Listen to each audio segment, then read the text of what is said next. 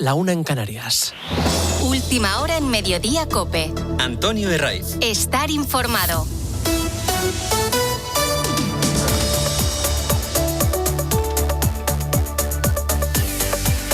¿Qué tal? Muy buenas tardes, bienvenido a Mediodía COPE. Te saluda David Casado en este sábado 8 de agosto, un día en el que gran parte de los españoles seguro que estáis disfrutando de unas merecidas vacaciones, y qué mejor forma de hacerlo y de celebrarlo que escuchando la radio, y también con una nueva subida en los termómetros. Las temperaturas van a ascender ligeramente, especialmente en el sur y en el este, aunque todo ello va a venir acompañado de una inestabilidad que nos va a poder dejar algunas lluvias en el norte, en el centro y en el este de la península. Una tendencia, eso sí, que se va a mantener también de cara a mañana, como nos ha explicado el meteorólogo Jorge Olcina. Ayer empezaron de nuevo a repuntar las temperaturas. Vamos a pasar una próxima semana y algunos días más de nuevo de calor. Pero este fin de semana va a alternar el calor con las tormentas, ¿no? Es un poco el rasgo de este sábado y domingo. Aparte del tiempo, también estamos pendientes de las carreteras. Durante este mes de agosto están previstos 54,5 millones de desplazamientos. Es un 3,7% más que el año pasado, por lo que nos vamos a situar a esta hora en la DGT para conocer cómo se circula por las carreteras españolas.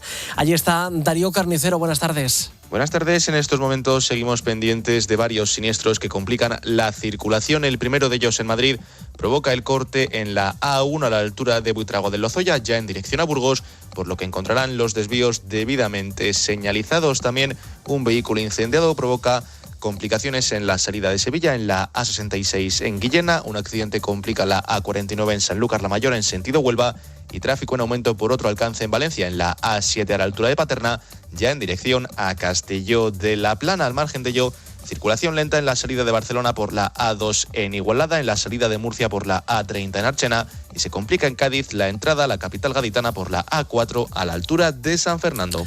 Gracias, Darío. Siempre mucha precaución en las carreteras. Y aparte de mirar a estas, también toca estar pendientes de Ceuta. Han pasado ya 9 días desde que se produjera la llegada masiva de personas desde Marruecos, y una cifra, esta, seguimos sin conocer la ciencia cierta. ¿Cuántas personas han entrado? Según las estimaciones policiales, se devolvieron más de 72.000 personas. Sin embargo, la situación en la ciudad autónoma dista mucho de ser la que era. Los comercios en muchos casos siguen sin poder abrir, o los que lo hacen precisamente, y valga la redundancia, con la incertidumbre de lo que pueda pasar. Y muchos no salen de sus casas por temor. Lo acaba de explicar el presidente de Ceuta, Juan Jesús Vivas, diciendo que la situación es insostenible. Y la situación es absolutamente insostenible. La situación está totalmente alejada de lo que pudiéramos considerar normalidad. Miles de personas deambulando por nuestras calles, por nuestras barriadas, en los montes. Según el gobierno, son más de 2.500 marroquíes los que quedan en Ceuta, mientras que el Ejecutivo ceutí eleva esa cifra a 6.000. Y aparte de la inseguridad, una consecuencia derivada de este hecho es la sobresaturación del CETI, del Centro de Estancia Temporal de Inmigrantes de Ceuta. Un centro que tiene una capacidad para 512 personas y que actualmente se encuentra con 700. Y no solo eso, sino más de 1.800 personas siguen esperando fuera, lo que deriva en peleas y en intentos de acceder a la fuerza. Manuel es el delegado sindical de UNEN, que es la empresa encargada de la seguridad en el CETI de Ceuta. Los datos que salen son un poco ridículos. No se sabe el número que hay ahora mismo en Ceuta. Estamos desbordados en todos los sentidos, la verdad. La fuerza y cuerpos de seguridad, como ya le digo, los compañeros del CETI, la ciudad en general. Se espera que la situación se mantenga al menos hasta el próximo 16 de agosto, que va a ser cuando se active el procedimiento para el reparto de menores que ha puesto en marcha la ministra Sira Rego y que cifró en unos 1.300 menores. ¿Y dónde irán? Pues a algunos de los centros de acogida que ya están al límite de sus capacidades. Por ejemplo, Canarias cuenta con casi 800 plazas y actualmente acogen a 2.600 menores. O la Comunidad de Madrid, por ejemplo, que tiene el 136% de sobreocupación. Un caso excepcional es Cataluña, que tiene espacio y está al 80%. Pero otra vez toca volver a hablar de reparto injusto de menores que volverán a ser utilizados como moneda de cambio y no como personas. Sea como fuere, Pedro Sánchez ha dejado todo atado para seguir disfrutando de las vacaciones en Lanzarote, en La Mareta, y lo ha hecho diciendo a su fiscal general del Estado, a Teresa Peramato, que controle a todas las comunidades. Y es que la fiscal ha lanzado una advertencia a todas las regiones que cuestionen este reparto, dictando un decreto en el que pone en guardia a los fiscales territoriales para que actúen en caso de que algún presidente se niegue. Una nueva politización de una crisis que no es la primera que hace el gobierno y seguramente no será la última. Ahora, el ministro para la transición digital, Óscar López, ha decidido tirar por la tangente y acusar al PP de instrumentalizar el Senado. La historia del PP con el Senado es para estudiar, desde luego, en los libros de historia, cómo está instrumentalizando el Partido Popular el Senado. Porque claro, la Fiscalía General del Estado no está instrumentalizada, nadie lo sabe. Radio Televisión Española es libre y plural y el CIS pues es un instrumento de medición sociológica más fiable. Lo que pasa es que luego Óscar López se despertó y se dio cuenta de que todo simplemente era un sueño, como decía Calderón de la Barca, y los sueños, pues al final sueños son. Ya podía haber sido también un sueño todo lo sucedido en Ceuta, pero tristemente es una realidad. No podemos decir lo que hubiera pasado si esto llega a producirse, por ejemplo, hace 20 años, pero lo que sí podemos recordar es la crisis en el islote Perejil, que hoy hemos recordado aquí en COPE con el que fuera ministro de Defensa, Federico Trillo. La diferencia es la actitud del gobierno, que ha dado por terminada una crisis que sigue abierta y que ha sido la más grave, con diferencia, que se ha producido como ataque a la soberanía territorial de España, claramente organizada por Marruecos y que todavía nos ha dejado, así como legado, pues entre 2.000 y 5.000 menas dentro de Ceuta. En ese conflicto, que duró 9 días, se actuó con la contundencia de un gobierno que se enfrentaba a un desafío que propuso Marruecos con la conocida Operación Militar Romeo Sierra. Pero a día de hoy la respuesta ha sido tardía y mala, tanto que los ceutíes siguen pagando las consecuencias de lo que parece una nueva improvisación más, como si Pedro Sánchez fuera Indiana Jones. ¿Cómo? No lo sé, improviso sobre la marcha. Pues sí, improvisa sobre la marcha. Indiana Jones entraba en una cueva sin saber qué se iba a encontrar y Pedro Sánchez pues entra en una crisis y ya irá viendo cómo sale de ella. Si tuviéramos que resumir la legislatura del presidente, sería un poco la película de Indiana Jones, sería Pedro Sánchez y el templo de la mayoría parlamentaria. En este caso pone en juego más que eso, pone en juego la soberanía de Ceuta y todo esto unido a las malas relaciones que mantenemos con Estados Unidos y es un cóctel muy difícil de digerir. Porque la idea clara que tiene Donald Trump es que Ceuta y Melilla sean marroquíes. ¿Por qué? Porque la relación con Mohamed VI no es la misma que con Pedro Sánchez. Que ambas ciudades autónomas se conviertan, esto garantizaría a Estados Unidos el poder total sobre el estrecho de Gibraltar, sin la necesidad de depender ni de España ni de la Unión Europea. Dos factores que detesta, son dos pájaros de un tiro. Y no es que Ceuta y Melilla tengan reservas de petróleo, tienen algo más importante y que se ha podido comprobar con el estrecho de Hormuz. Es el estrecho de Gibraltar. Estamos hablando de una vía clave para la comunicación y el comercio, ya que es la única entrada desde el Océano Atlántico. En su ancho, de unos 15 kilómetros, discurre algo más de la tercera parte del tráfico marítimo mundial. Y claro, quien posee esta llave tiene un papel más que relevante en el tablero internacional. Y la gran pregunta que todos nos hacemos e intentamos dar respuesta, ¿qué puede pasar ahora? Pues como no tengo una bola de cristal, pues tengo que mirar la hemeroteca. Y si Pedro Sánchez ya regaló el Sáhara sin debatirlo en el Congreso, no me quiero imaginar lo que puede hacer con Ceuta y Melilla. 2 y 8, 1 y 8 en Canarias. Hasta ahora están pasando más cosas que te cuento con la ayuda de Fernando Díez. Escuchas Mediodía COPE. Los vicepresidentes de Aragón, Extremadura y Castilla y León aseguran que sus comunidades no acogerán a menores de Ceuta. Los 3 miembros de Vox sostienen que se quedarán al margen del reparto y que impugnarán cualquier caso que no termine con la vuelta de los jóvenes a Marruecos. La Policía Nacional ya está pidiendo el pasaporte en los controles fronterizos a los viajeros procedentes de vuelos de Italia e incluso a pie de pista en las llegadas de los aviones, según se aprecian imágenes difundidas. Escuchamos a una viajera. Sobre el avión, la azafata nos ha dicho que no podíamos bajar sin mostrar documentos. Son controles que el gobierno implementa precisamente en respuesta a los que también tiene en marcha Italia. Continúa el drama migratorio en otros puntos de España. En lo que va de semana han llegado a Baleares 23 pateras con al menos 385 personas a bordo y 16 comunidades en alerta este sábado, la mayoría por altas temperaturas, aunque varias, sobre todo en la zona norte del país, por lluvias y viento. Y ha terminado la clasificación del Gran Premio de Silverstone. Miguel Martínez. Sí, con resultado muy positivo en MotoGP para los españoles. Jorge Martín ha pulverizado el récord del circuito con tiempo de 1.56.01.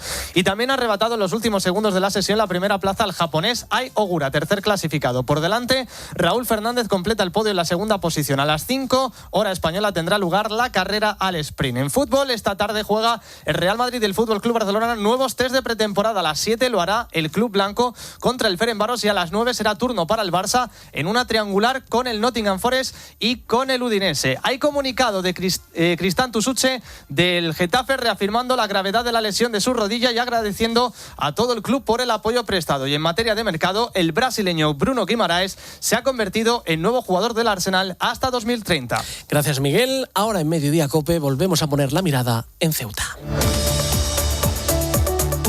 Mediodía COPE. Antonio Herraiz. Estar informado. ¿Buscas diversión? A las 10 de la mañana la tienes asegurada en Herrera en COPE. Las competiciones, los concursos o los retos más extremos o absurdos que hay por ahí. Se llevaba mucho lo que era la peluca. Y yo, claro, me la puse yo con horquilla a mi manera. Y mi marido dice, vamos a montarnos los autochoques. Viene uno de frente y ¡pum! Me pegó un porrazo. Entonces la peluca pasó por los aires. Escucha Herrera en COPE, de lunes a viernes de 6 a 1 del mediodía. Ocasión Plus. ¡Atención! Disfruta estas vacaciones estrenando coche. Llegan las rebajas de verano de Ocasión Plus. Aprovecha 3.000, 5.000 y hasta 8.000 euros de descuento en miles de coches. Solo este verano, del 3 al 14 de agosto. Más de 120 centros por toda España. Mójate y ven a por tu coche. Mediodía COPE. Antonio Herraiz. Estar informado. Tras lo sucedido en Ceuta, en los últimos días se ha puesto el foco en el CNI, en el Centro Nacional de Inteligencia, que para que nos hagamos una idea es como el servicio secreto de nuestro país, cuya función es la de informar y analizar distintos peligros que pueden suponer para España, informando de todo al gobierno. Esto es sobre la teoría, pero seguro que la mayoría no conoce cómo es el día a día del servicio secreto de nuestro país. Para ello hablamos a esta hora de Mediodía COPE con una persona que se ha pasado gran parte de su vida como agente del CNI. Es Jaime Rocha, fue capitán de navío y durante casi 4 décadas, desde 1979, estuvo en este servicio de inteligencia que en sus orígenes se conocía como CSIC y luego en lo que llamamos ahora CNI. Jaime, muy buenas tardes, gracias por estar con nosotros en Mediodía COPE. Hola, buenas tardes, encantado de estar con vosotros. Como decía Jaime, eres una persona que conoce muy bien el CNI, el Centro Nacional de Inteligencia, porque estuviste hasta 2007, formaste parte de este servicio de inteligencia. Jaime, ¿cómo era tu día a día como agente? Bueno, a ver, dentro de un servicio de inteligencia hay muchos trabajos muy diferenciados unos de otros, no todo el mundo hace lo mismo.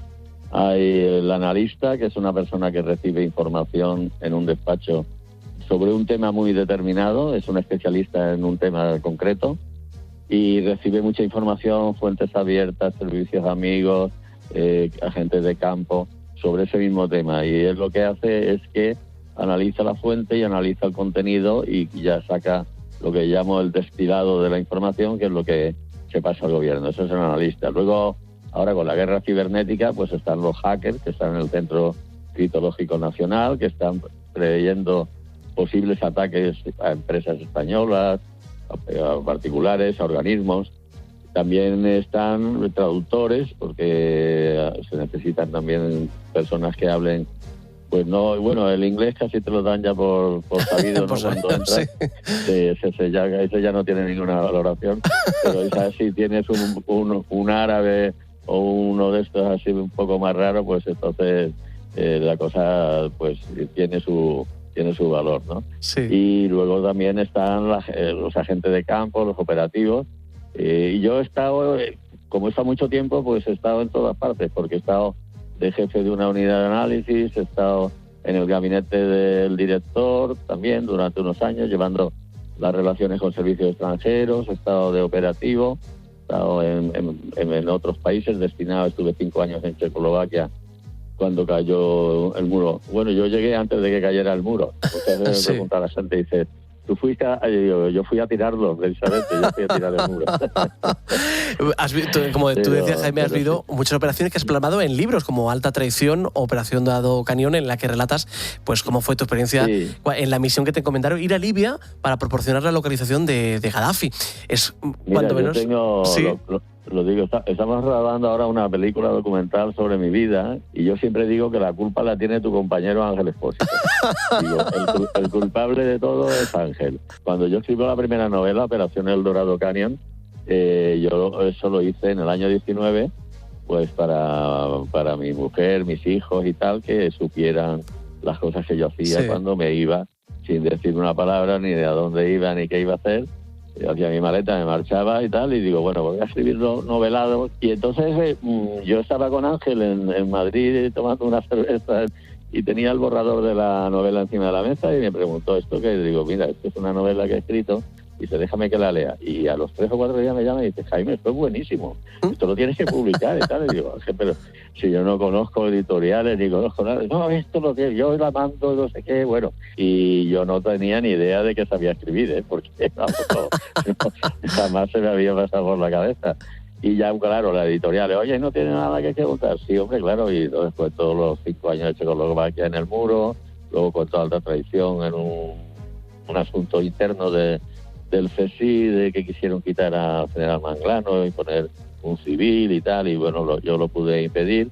Y luego la última, Misiles para la ETA, que también ha gustado muchísimo, que es la Operación Socoa, que tanto es así que vamos a hacer seguramente una serie con esa película. Es que, Jaime, es una vida apasionante. ¿Hay alguna otra misión que se te haya quedado grabada? Aparte de la que he contado tú en los libros. Sí, yo iba mucho. Yo estuve durante 3 años, estuve llevando las redes clandestinas en el Magreb, desde Mauritania hasta Libia. Por eso en el año 86, cuando la CIA le pidió al CSI que mandara un agente a localizar a Gaddafi, pues Manglano me mandó a mí. Pues yo conocía Libia, lo que pasa es que yo cada vez que iba con una identidad distinta. Entonces a Manglano le dio un poco así de, hombre, te van a conocer, tal, y efectivamente la salida fue complicada porque había una persona que me conocía con otra personalidad distinta, ¿no? Y entonces tenía un vuelo a Italia, a Roma, y por Alitalia, y me tuve que ir al mostrador de Lufthansa y sacar un vuelo para Frankfurt y quitarme de en medio, porque había una persona allí que me conocía, sí. ¿Llegaste a temer alguna vez por tu vida? Hombre, a ver, es que hay países y países. Por ejemplo, yo cuando estuve en Checoslovaquia, que tenía pasaporte diplomático y mi familia lo mismo, y a mí me hacían seguimientos, el servicio de inteligencia, y aunque yo no estaba acreditado ante los servicios checoslovacos primero y luego checos y eslovacos, ellos pues me tenían calado porque además eso me habían hecho seguimientos, alguna vez me habían parado por la carretera y me habían dicho que iba por una ruta equivocada, que no sé qué, ya sabes. Hay que decir, Jaime, que todo lo que nos estás contando se nos viene prácticamente a la cabeza agentes del FBI, de las películas que vemos. Estamos viendo que es muy parecido, ¿no? Bueno, el trabajo de la gente de campo es similar. Yo he hecho operaciones con el Mossad, he hecho operaciones con la CIA, he conocido a ex agentes de la CIA y hemos estado hablando de nuestro trabajo y tal, y sí, es muy parecido. Hay una cosa importante, y es que el trabajo de campo, el que hace un agente que se traslada a otro país con una identidad falsa, que trata de obtener una información determinada, que está en un sitio concreto y tienes que conquistarte a la persona que te va a dar acceso a esa información. Entonces, me acuerdo hace ya bastante tiempo, una entrevista que me hacían y hablando dice, bueno, ¿y qué cualidades personales debe tener un agente de campo o tal, un espía? Y yo digo, bueno, llegamos a la conclusión que era la inteligencia emocional, ¿no? Que era la empatía, el ponerte en el sitio del otro, el hacerte partícipe de su vida, y ir intimando poco a poco, tal, hasta que consigues una relación personal importante, y a partir de ahí ya pues te puedes atrever a pedir cosas, ¿no? Pero sí, es así. El trabajo es que no hay otra forma para conseguir una determinada información. Eso, bueno, también puedes estar chantajeando a una persona o amenazándola y tal, ¿no? Pero vamos, eso serían unos pasos posteriores en caso de fracasar. Nos comentabas antes, Jaime, cuando estuviste infiltrado dentro de la trata del Magreb. ¿Cómo te preparan para eso? ¿Cómo os preparan para ser agentes, para afrontar una misión con tanto riesgo como esto? Nosotros teníamos en el servicio como una especie de eslogan, que decíamos que el analista se hace y el adquisidor, lo llamamos agente, nace. Sí. Entonces, para el trabajo de analista, sí te puedes... Primero, bueno, tienes una cabeza muy bien amueblada porque tienes que recibir una cantidad de información y distinguir perfectamente lo que vale y lo que no vale, clasificarla bien, tal, en fin, que es importante y es un trabajo que tienes que tener, ya digo, con una cabeza muy bien amueblada para eso. Pero para ser agente de campo, las cualidades son las que he dicho antes, ¿no? El tema de la empatía y tal, y eso no se aprende. Ahora el CNI ha vuelto a la escena social y política a raíz de lo sucedido en Ceuta. Tomando de ejemplo esto, Jaime, tú seguro que lo has vivido mucho a lo largo de esos 40 años, ¿cómo se planifica una operación de inteligencia desde que surge una amenaza hasta que se obtiene información? Las peticiones las hace el gobierno. O sea, el gobierno tiene interés en saber, por ejemplo, ¿qué te digo yo? Pues la ministra de Defensa está muy interesada en conocer el arma aérea marroquí, imagínate, ¿no? Sí. Entonces esto le traslada esa petición al CNI, y el CNI hay un área que lleva el Magreb, y dentro del área que lleva el Magreb hay unos especialistas que llevan Marruecos, y dentro de los que llevan Marruecos pues hay uno que está en la parte militar, el otro parte social, parte económica, tal. Cada uno tiene una área de trabajo, ¿no? Sí. Bueno, pues la petición del gobierno le llega hasta esa persona que lleva las Fuerzas Armadas marroquíes, por ejemplo, ¿no? Entonces, él le traslada a los operativos: necesito información de las Fuerzas Armadas marroquíes. Y bueno, Jaime, con toda tu experiencia, ¿crees que el CNI no tenía constancia de lo que podía pasar, o crees que alertaron y no hicieron mucho caso? Mira, de todos los países del Magreb, el más importante para España es Marruecos, indudablemente. Sí. Cuando yo llevaba las redes clandestinas del Magreb, la prioridad número 1 era Marruecos. Y de Marruecos había que saberlo todo. Todo. O sea, desde la Casa Real hasta todo. Y bueno, yo viajaba muchísimo a ese país, tenías que tener muy buena información siempre de todo. Y estoy absolutamente seguro, aún no lo puedo asegurar al 100% porque no estoy ahí metido, pero sí, estoy absolutamente seguro que el CNI, con tiempo y abundante información sobre todo lo que se estaba organizando, eso es absolutamente seguro. Vamos, no me entra en la cabeza que haya pasado desapercibido un movimiento como este, la preparación, porque eso no se prepara en 2 días, claro, lleva mucho tiempo, hay que prever el transporte. Ya estamos hablando de 72.000, me parece que es la cifra oficial que han dado, ¿no? Sí. Esos 72.000 es casi la población de Ceuta, es tremendo. Es tremendo. Lo interpreto como una prueba, porque, a ver, yo me acuerdo de la Marcha Verde, me acuerdo cómo se hizo aquello, y me acuerdo otras veces que han hecho también asaltos masivos, no tanto como ahora, en el 21 también hubo una cosa parecida. Pero yo creo que esto es una prueba, Yo creo que sí, que es como un ensayo, ¿no? Sí. Y bueno, pues desgraciadamente, pues lo han hecho, han triunfado, ¿no? Porque han entrado a los 72.000 personas. Sí. Y lo que no entiendo, la verdad, es la negativa por parte del gobierno a que el CNI no le haya dado la información. Claro, nadie del CNI va a salir a decir, pues sí, hemos pasado la información y tal. Cosas del CNI no se pueden contar y no se pueden dar detalles y tal, pero vamos, dando a entender, seguro que ahí, bueno, ella lo tiene que saber porque ella es destinataria de la información, ella lo tiene que saber. ¿Crees que se infravalora muchas veces el papel del CNI? Bueno, yo cuando empecé a dar conferencias en universidades y tal, me hacían preguntas luego como: pero España tiene servicio de inteligencia, cosas de ese tipo, O sea, digo, pues que se cuentan muchas cosas que, claro. El problema es ese, que ningún miembro del CNI o del CSI en su momento, en activo, puede decir nada. Y yo salgo y cuento cosas por culpa de Ángel, estoy saliendo y estoy diciendo cosas y tal, y dando conferencias y escribiendo y eso. Y además, claro, han pasado muchos años desde que yo salí y tal, y bueno, pues Pues habrá, Jaime, que darle las gracias a Ángel Expósito por haberte incitado a publicar estos libros, porque son una verdadera delicia. Y además, te agradecemos profundamente, Jaime Rocha, exagente del CNI durante casi 40 años. Gracias por habernos acompañado en Mediodía y sobre todo por acercarnos un poquito cómo es el día a día del Centro Nacional de Inteligencia y la labor tan fundamental que hacen en casos como este, como en Ceuta. Muchísimas gracias, Jaime. Un abrazo muy fuerte. Un abrazo. Adiós.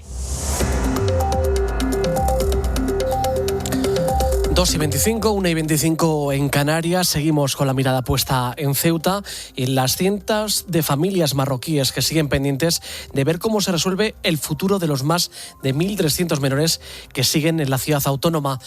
¿Cuál es la situación al otro lado de la frontera? Hasta allí nos vamos en directo. Corresponsal Beatriz Mesa, buenas tardes. Hola, ¿qué tal? Buenas tardes. Sí, aquí en Marruecos hay padres que buscan información sobre sus hijos pequeños, menores, algunos de los cuales salieron de casa sin comunicar que intentarían cruzar la frontera. Ahora esperan saber si podrán regresar con sus familias o si permanecerán bajo tutela en España. Y es que Rabat asegura estar dispuesta a cooperar en el retorno de los menores marroquíes, pero no puede producirse una devolución automática. Las autoridades españolas tienen que identificar a cada menor y estudiar individualmente su situación y su interés superior. Y ahí está ahora la principal incertidumbre. Mientras Marruecos plantea ese regreso, España prepara también el traslado de menores desde Ceuta hacia la península para muchas familias marroquíes, 9 días después de la crisis migratoria y política. Tras la entrada de miles de ciudadanos marroquíes hasta la ciudad autónoma, la pregunta continúa siendo la misma: ¿cuándo y cómo podrán volver a encontrarse con sus hijos? Y ya han entrado en vigor las medidas extraordinarias en la vigilancia de las fronteras españolas para los ciudadanos que lleguen desde Italia. Pedro Sánchez cumple con esto su amenaza tras la negativa del gobierno italiano de retirar sus medidas. Alejandro Ramos. 12 horas desde que los controles están en vigor en puertos y aeropuertos españoles para los desplazamientos procedentes de Italia. Se practican de manera aleatoria y funcionarán hasta el próximo 7 de septiembre. Sin embargo, el gobierno español recalca que esto se puede modificar siempre y cuando Italia retire sus controles a los viajeros que lleguen desde España. El dispositivo de vigilancia consiste en un control más exhaustivo de identidad y nacionalidad de los viajeros. Quienes lleguen desde Italia tendrán que presentar el pasaporte. Le ha ocurrido a una viajera esta misma mañana. Sobre el avión, la azafata nos ha dicho que no podíamos bajar sin mostrar documentos. Además, el gobierno español ha aprovechado para cargar de nuevo contra el gobierno de Giorgia Meloni. Afirma que estos controles son la respuesta ante, dicen, la persistente presión migratoria irregular que sufre el país transalpino. Pendientes también de los incendios, el fuego más grave de los que golpean ahora mismo el país es el de Niebla, en Huelva. Ha quemado ya más de 4.000 hectáreas en un sábado en el que el viento está complicando las labores de extinción. Yolanda Guirado. Sí, el viento cambia constantemente y eso hace que la previsión para las próximas horas sea complicada. De hecho, sigue activa la fase de emergencia en situación operativa 2 y se presenta, como decimos, un escenario difícil. Los bomberos y la unidad de emergencias lo saben, por eso trabajan a contrarreloj para ganarle tiempo al fuego. En estos momentos continúan trabajando en la zona más de 300 efectivos por tierra y por aire. 70 personas han sido desalojadas de forma preventiva. Algo distinto a este incendio, pero favorable. No ha habido que generar albergues, no ha habido que buscar ocupación para las personas. No hemos tenido que hacer grandes evacuaciones, a diferencia de otros incendios, porque lo que se ha hecho es alejamiento preventivo. Y tenemos 70 personas, pero que todas eran, o prácticamente todas eran segundas viviendas y por tanto están en sus casas. Es Antonio Sanz, consejero de emergencias de la Junta de Andalucía. Tras la reunión de esta mañana en el puesto de mando, cree que mañana la previsión meteorológica será más favorable, aunque tenemos por delante unas horas bastante complicadas. Y antes de llegar a las 2:30, conocemos el santoral de este sábado. Jesús Luis Sacristán, buenas tardes. ¿Qué tal, David? Hoy celebramos a Santo Domingo de Guzmán, nacido en Caleruega, Burgos, cerca de Aranda de Duero, hacia 1170. Es de familia noble y se encarga a su madre de la educación cristiana. Tras ordenarse y ser canónigo en Osma, acompaña a su obispo al sur de Francia. Allí se queda para rebatir las herejías albigenses y con su palabra funda los dominicos. Santo Domingo de Guzmán muere en el año 1221 y su carisma se extendió por todo el mundo. Ahora seguimos en mediodía, ponemos rumbo a las 2:30 y actualizamos y repasamos las principales noticias de este sábado 8 de agosto.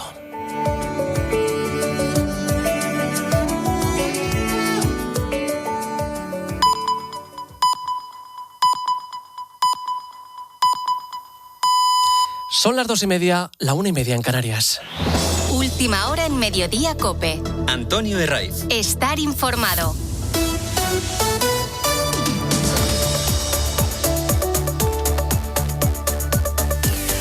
¿Qué tal? Muy buenas tardes. Sigues en la mejor compañía, que ahora es la de Mediodía COPE. Te saluda David Casado en este sábado 8 de agosto, un día en el que gran parte de los españoles seguro estáis disfrutando de unas merecidas vacaciones, y qué mejor forma de celebrarlo que aquí, en esta casa en COPE, escuchando la radio, eso sí, con la mirada puesta en Ceuta. Han pasado ya 9 días desde que se produjera una llegada masiva de personas desde Marruecos, con una cifra de personas que seguimos sin conocer.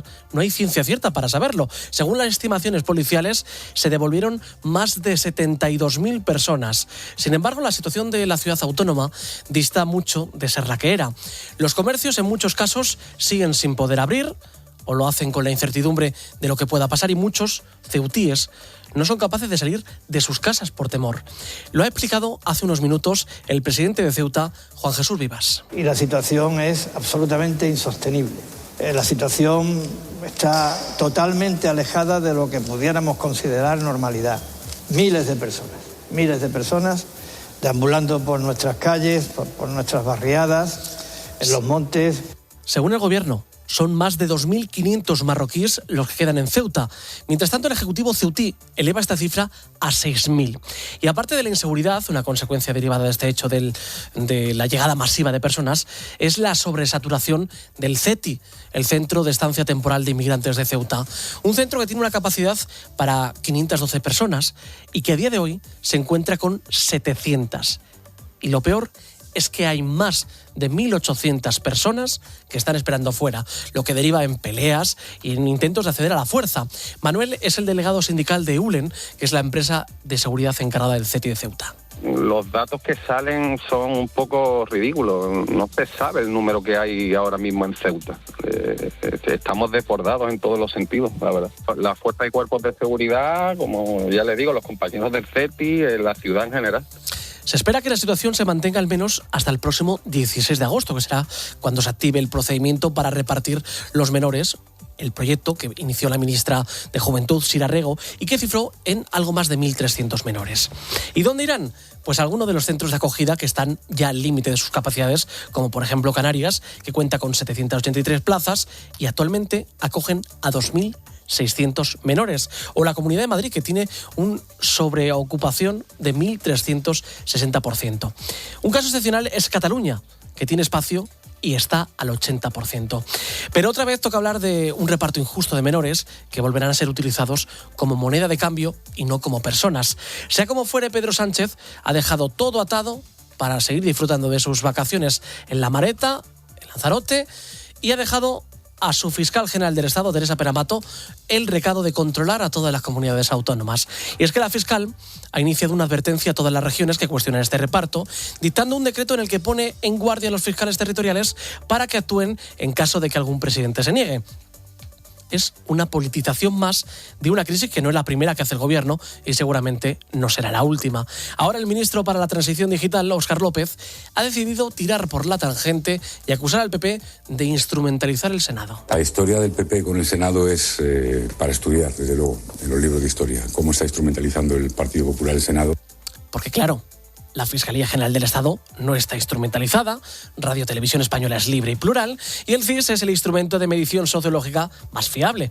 Lo que pasa es que luego Óscar López se despertó y se dio cuenta de que todo era simplemente un sueño, y como decía Calderón de la Barca, y los sueños son.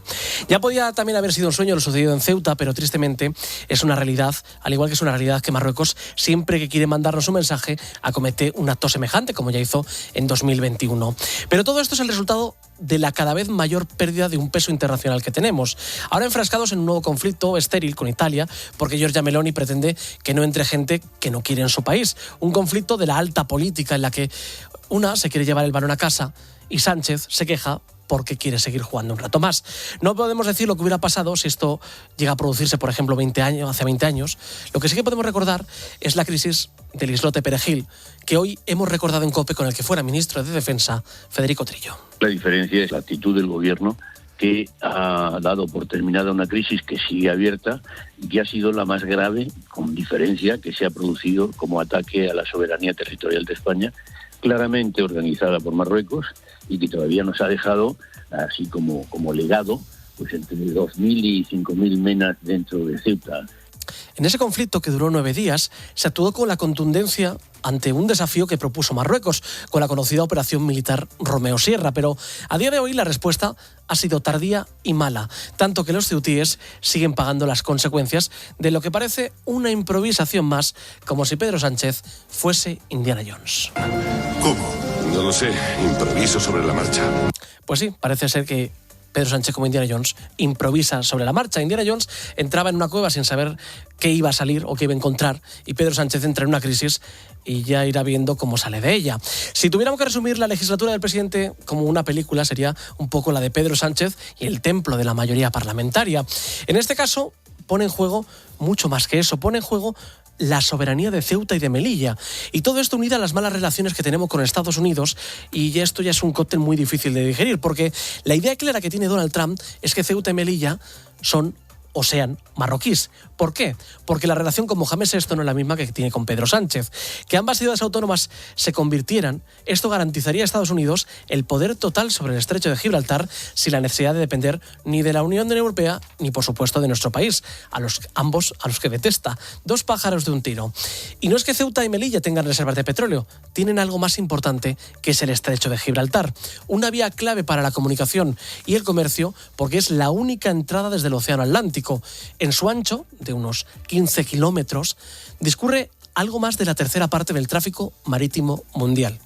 Y claro, quien posee esta llave tiene en su mano un papel más que relevante en el tablero internacional.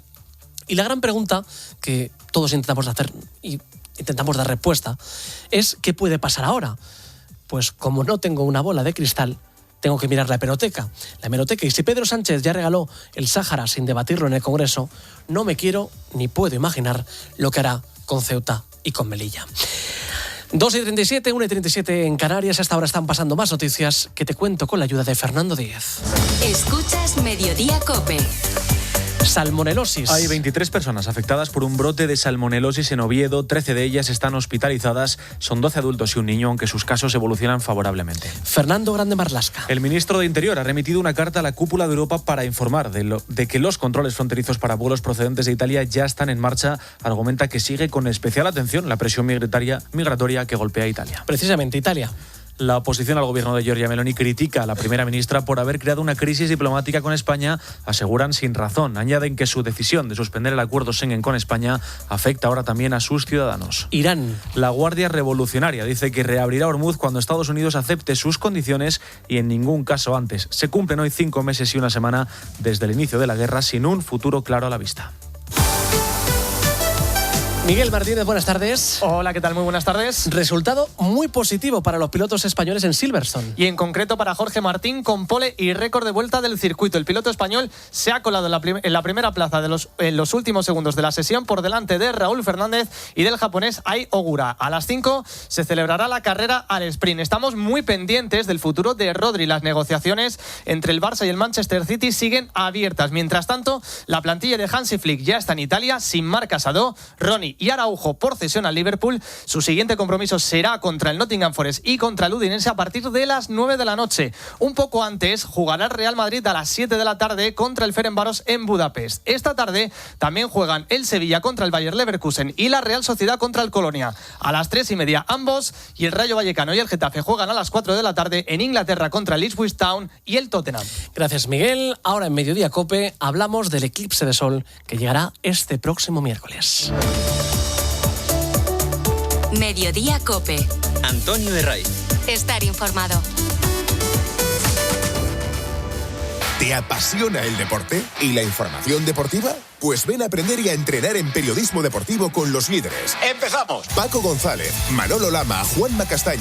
Máster de formación permanente en periodismo deportivo de la Universidad CEU San Pablo y Fundación COPE. Con 3 meses de prácticas. Infórmate en fundacioncope.com y en el 91 828 3930.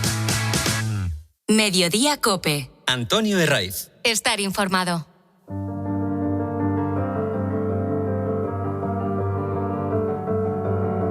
Estamos en la cuenta atrás para un acontecimiento histórico.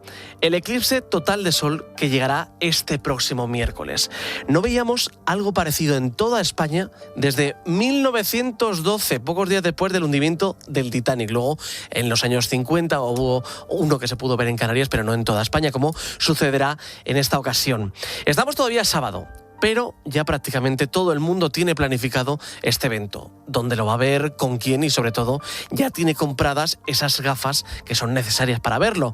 Se ha desatado una pasión por el astroturismo que se calcula solo en visitantes extranjeros que serán más de 10 millones de personas las que vendrán a nuestro país para disfrutar de este evento único. Y para analizar lo que veremos este próximo miércoles, hablamos a esta hora en Mediodía COPE con Rafael Bachiller, que es el director del Observatorio Astronómico Nacional y del Real Observatorio de Madrid.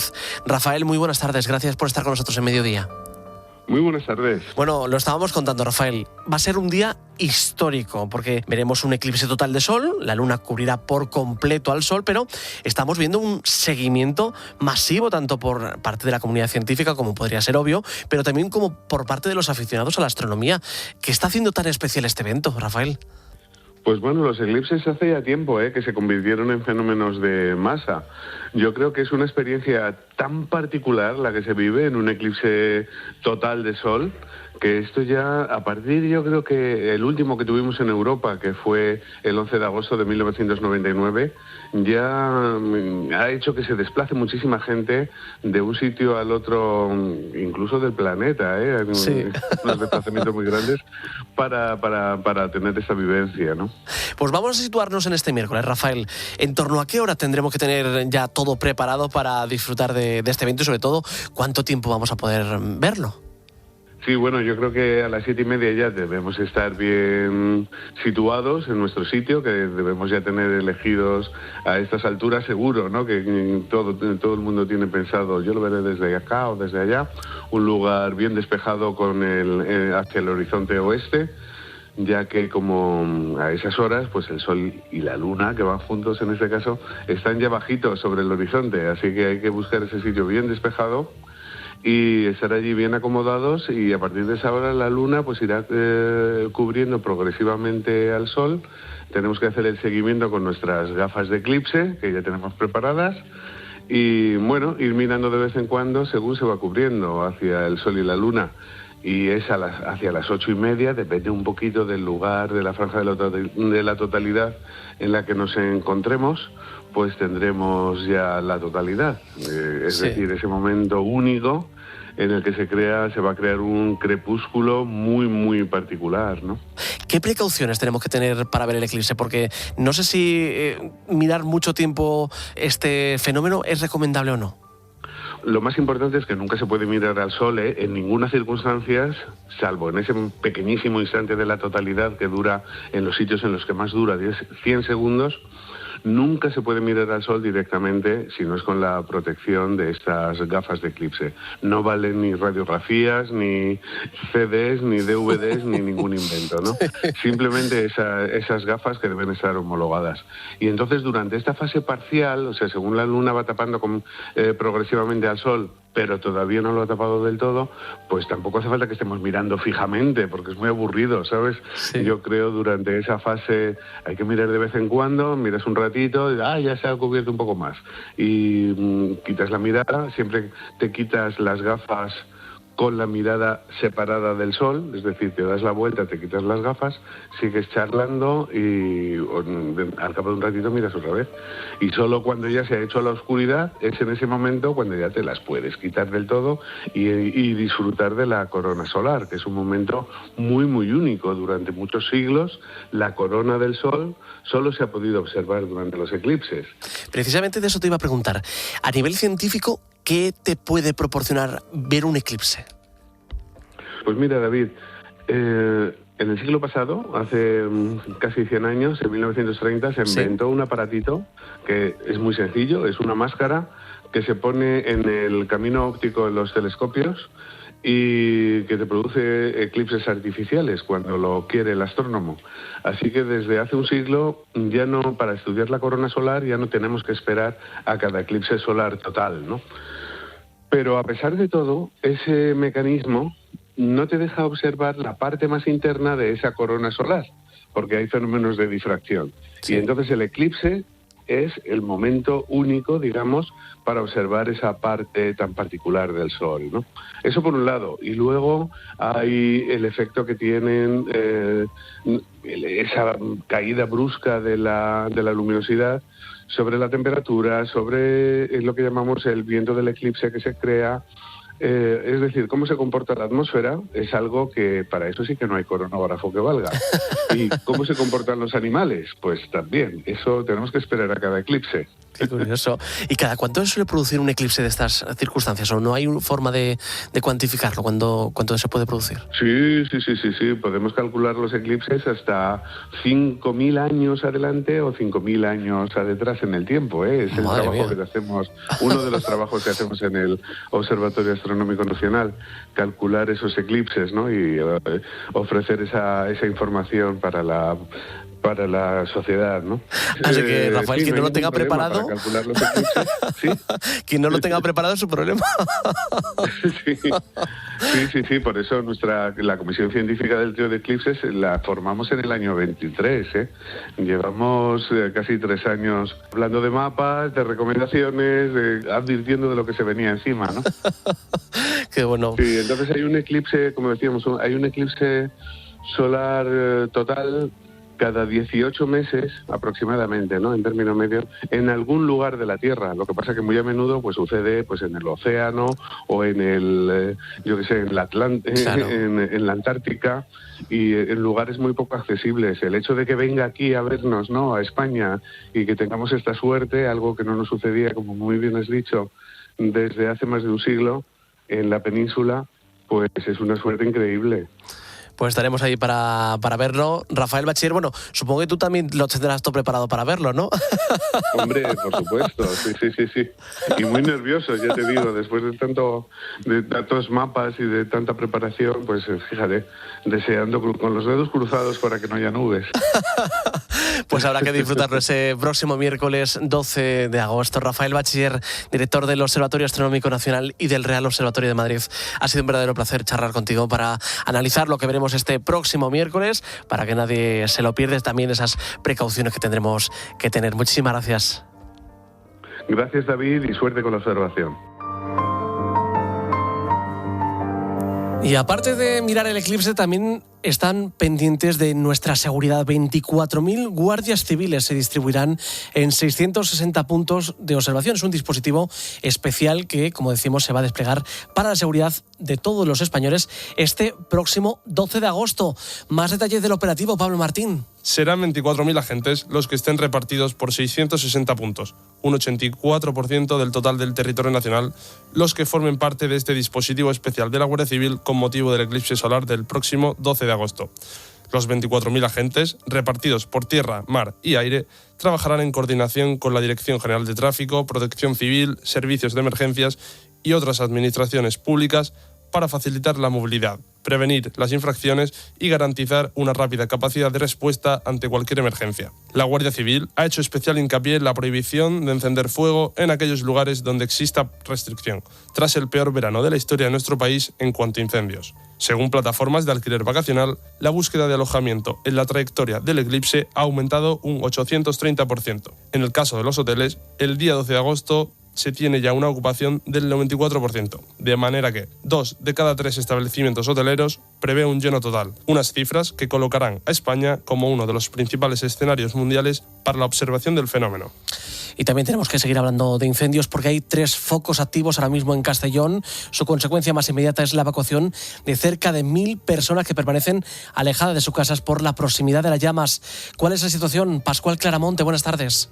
Buenas tardes, todo apunta a los rayos, más de 100 descargas en la zona la pasada tarde, 4 fueron los focos que más preocuparon, orografía compleja y rápida reacción. Es el principal problema que tenemos, pero bueno, lo hemos podido subsanar con todos los medios que tenemos trabajando en el terreno y en principio el incendio está muy bien, la evolución ha sido favorable, por la noche hemos podido trabajar y hemos podido reducir la progresión del mismo. Antonio Rodrigo es el director de un puesto de mando avanzado trasladado al municipio de Tirich, donde se ha centrado esta mañana el trabajo de los medios aéreos.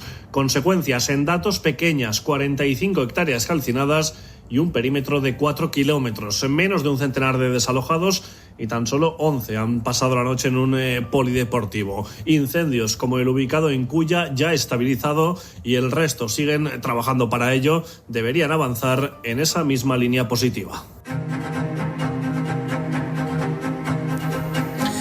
Y hoy se cumplen 2 años desde que Carles Puigdemont entró y salió de España como si una orden de detención no pesara contra él desde hacía en ese momento más de 5 años. Lo hizo justo antes de la investidura de Salvador Illa como presidente de la Generalitat.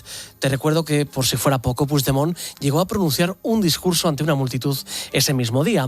Albert Palacio es miembro del USPAC, de los Mossos d'Esquadra, y relaciona lo sucedido con el acuerdo Schengen, ahora tan de moda, si se puede ironizar aquí en España. La posible entrada, pues tranquilamente, siendo Schengen sin fronteras, pues podía entrar libremente unos días antes, como parece que así sucedió, y estuvo alojado en algún piso ya de las cercanías donde se hizo el mitin.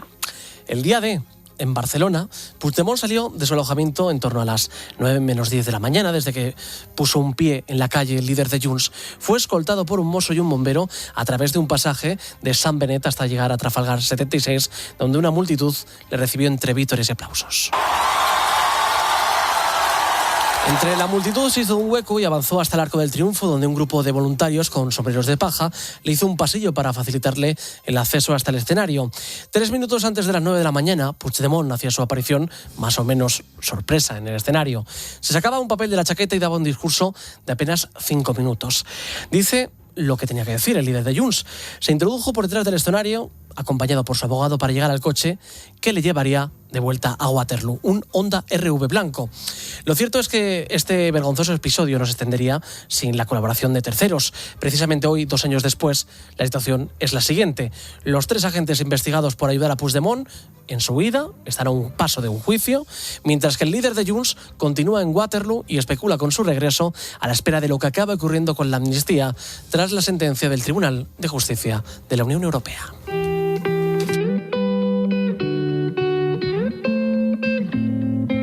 Una impresora 3D y un viaje solidario a Kenia. Ese es el germen de Ayúdame 3D, un proyecto solidario que nació en 2017 y que crea brazos y piernas en 3D para personas con pocos recursos. La herramienta tan solo es una simple impresora 3D que ha hecho que este proyecto pueda llegar a más de 70 países. Detrás de esta iniciativa está Guillermo Gaunas, es un joven ingeniero que ha sido el creador de este proyecto. Precisamente con él hablamos hasta ahora en Mediodía COPE. Guillermo, muy buenas tardes. ¿Qué tal? ¿Cómo estás?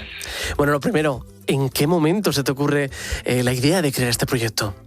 Pues todo sale de la casualidad, yo creo que como salen todas las cosas chulas. Yo estaba acabando la carrera de ingeniería y estaba haciendo un dron para volarlo, para disfrutar de él, para un trabajo fin de carrera con mi impresora 3D, y de repente me di cuenta que este dron pues podía ayudar a gente, podía usarse para salvamento, para buscar personas desaparecidas, y dije, oye, pues a lo mejor la impresión 3D o la tecnología o lo que yo sé puede ayudar a otros. Entonces me di cuenta de que podía crear prótesis, poder crear brazos, articulaciones. Y bueno, tenía un viaje preparado a Kenia y dije, bueno, pues voy a llevármelo para allá, a ver si lo necesitan. Y bueno, pues 5 personas fueron beneficiarias de estas prótesis que me inventé, sobre todo unas que eran para personas sin codo, por amputación por encima del codo. Y bueno, pues decidí no quedarme ahí en esas 5 personas y ayudar en cualquier país que lo necesitase. Madre mía, han pasado casi 10 años desde que empezaste. En todos estos años habrás cambiado millones de vidas. ¿Hay alguna historia que recuerdes con especial cariño? Bueno, me acuerdo mucho de esos primeros, ¿no? Realmente porque fue el punto de inflexión de todo. Y me acuerdo de, bueno, pues de un chico que que me llevó en moto después de darle una prótesis, me llevó al pueblo de al lado y claro, decía, joder, es que por fin puedo montar en moto después de muchos años. Otro chico que era profesor de primaria y cogía un libro y una tiza a la vez. Una mujer que decía, ya puedo por fin abrazar a mi hijo. O sea, eran cosas que a mí me chocaron mucho y eso me permitió decir, oye, es que tengo que seguir con esto. No me había dado cuenta de lo importante que era pues tener acceso a este tipo de prótesis. Yo empecé en Kenia porque tenía que empezar en cualquier lado. En algún lado la casualidad me llevó allí, pero luego volví a España y ahora mismo, pues por ejemplo, el 33% de las ayudas las entregamos en España. Hay mucha gente que necesita este tipo de ayuda en cualquier sitio y lo bonito de esto es que ha ido creciendo y, como decías, pues no solo son brazos, sino son cualquier tipo de dispositivo que pueda ayudar a una persona con discapacidad. Desde 2017 hasta ahora, ¿qué balance haces, Guillermo? Porque ha sido, como bien decías, un crecimiento exponencial en la que ya estáis, aparte de España, en más de 70 países. Bueno, pues todo nace con una página de Facebook y de Instagram que yo decía, hola, soy Guille, hago brazos, si quieres uno, escríbeme, y si no quieres uno, a lo mejor me quieres donar.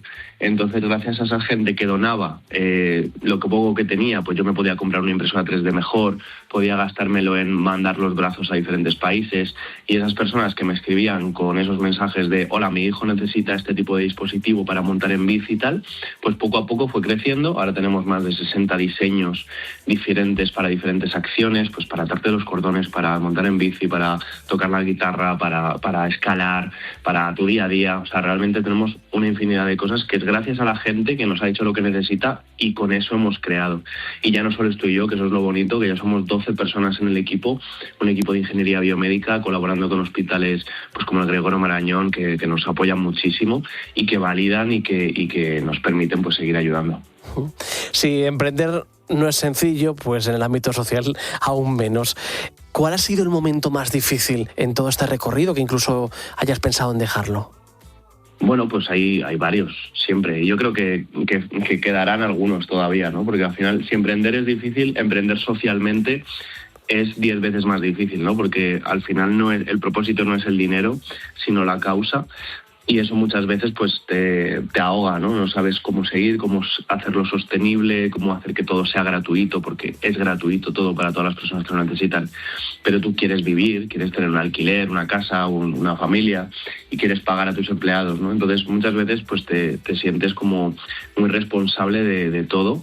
Pero bueno, poco a poco, sabiendo que estás, sobre todo yo me doy cuenta de la afortunada que soy con una familia como la que tengo, unos amigos, un equipo, las redes sociales que no solo recibimos apoyo y comentarios positivos. Entonces eso creo que es un impulso maravilloso para decir, vale, estoy en un buen camino, estoy haciendo esto y realmente está cambiando la vida de la gente. Tengo que seguir con ello, ¿no? Entonces creo que eso es lo que hace que a veces en momentos un poco más oscuros me permita avanzar. Y precisamente mirando a ese camino, en concreto al futuro camino, Guillermo, ¿qué sueño te queda por cumplir con Ayúdame 3D? Bueno, la ambición es lo que llegue. O sea, realmente a mí me encantaría que se nos sintiese como la entidad de referencia en tecnología social, que si hay alguien que exista en el mundo que necesite ayuda, que sepa que existimos, que sepa que estamos ahí, que podemos crear o intentaremos por lo menos cualquier dispositivo que pueda ayudarle. Y a todas las personas que no saben cómo ayudar, que no tienen una ONG favorita o que realmente quieren cambiar, pues que sepan que Ayúdame 3D somos una entidad muy joven, muy nueva y muy flexible, donde se puede colaborar desde 3 euros al mes y que al final pues es muy gratificante ver todas las soluciones que hacemos. Pues con ese deseo me quedo y sobre todo con esas vidas que estáis cambiando en este fantástico proyecto Ayúdame 3D. Guillermo Gaunas Vivas, el ingeniero que está detrás de este proyecto. Recordemos, Ayúdame 3D. Gracias por haber estado con nosotros en Mediodía y sobre todo, y más importante, gracias por la labor que hacéis cambiando la vida de millones de personas. Muchas gracias por la voz que nos dais.